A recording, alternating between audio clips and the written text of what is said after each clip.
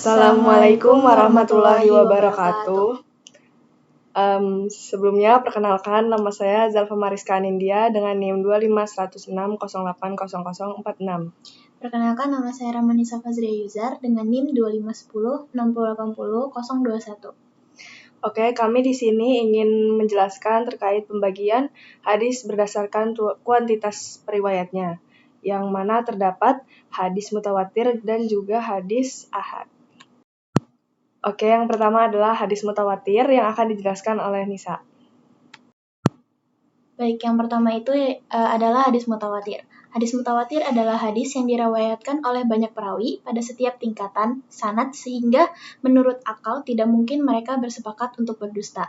Karena diriwayatkan oleh banyak orang yang terpercaya, hadis mutawatir memiliki tingkat kebenaran yang sangat kuat dan dapat dijadikan hujah atau dasar dalam ajaran Islam.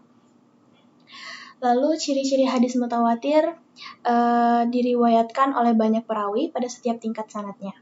Lalu jumlah perawi yang banyak tersebut membuat mereka tidak mungkin bersepakat untuk berbohong.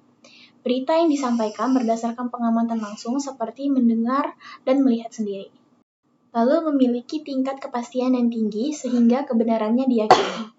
Hadis mutawatir terbagi menjadi dua jenis, yaitu mutawatir lafzi dan mutawatir maknawi. Mutawatir lafzi adalah hadis yang diriwayatkan oleh banyak perawi dengan lafaz atau redaksi yang sama. Artinya, baik makna maupun susunan kata-katanya tetap terjaga. Contohnya adalah hadis yang menyebutkan, barang siapa yang sengaja berdusta atas namaku, maka hendaklah ia menempati tempat duduknya di neraka. Hadis ini diriwayatkan oleh banyak sahabat dengan lafaz yang hampir sama, sehingga termasuk hadis mutawatir lafzi.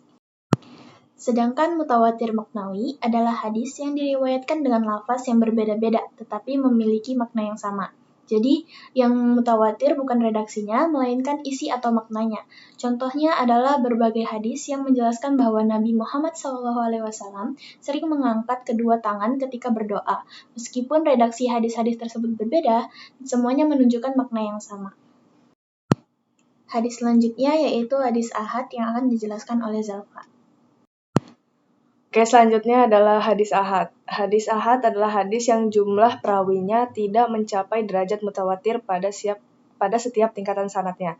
Dengan kata lain, hadis ini diriwayatkan oleh satu orang atau beberapa orang perawi, tetapi jumlahnya belum mencapai jumlah yang banyak sehingga tidak menghasilkan keyakinan yang pasti sebagaimana hadis mutawatir.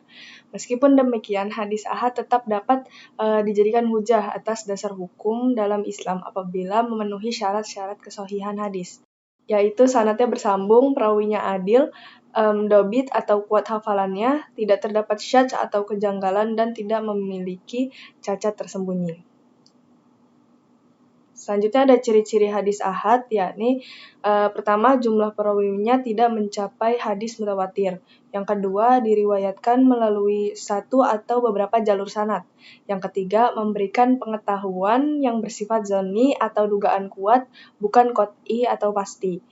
Dan yang keempat, dapat berstatus sahih, hasan maupun dhaif tergantung kualitas sanad dan matannya. Yang kelima, tetap digunakan sebagai sumber hukum Islam apabila memenuhi syarat kesahihan.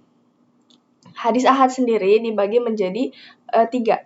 Yang pertama, hadis gharib, yaitu hadis yang diriwayatkan oleh satu orang perawi pada salah satu tingkatan sanad. Sedangkan yang kedua adalah hadis aziz, yaitu hadis yang diriwayatkan oleh minimal 2 orang perawi pada setiap tingkatan sanad. Yang ketiga adalah hadis masyhur, yaitu hadis yang diriwayatkan oleh 3 orang atau lebih perawi namun belum mencapai derajat mutawatir.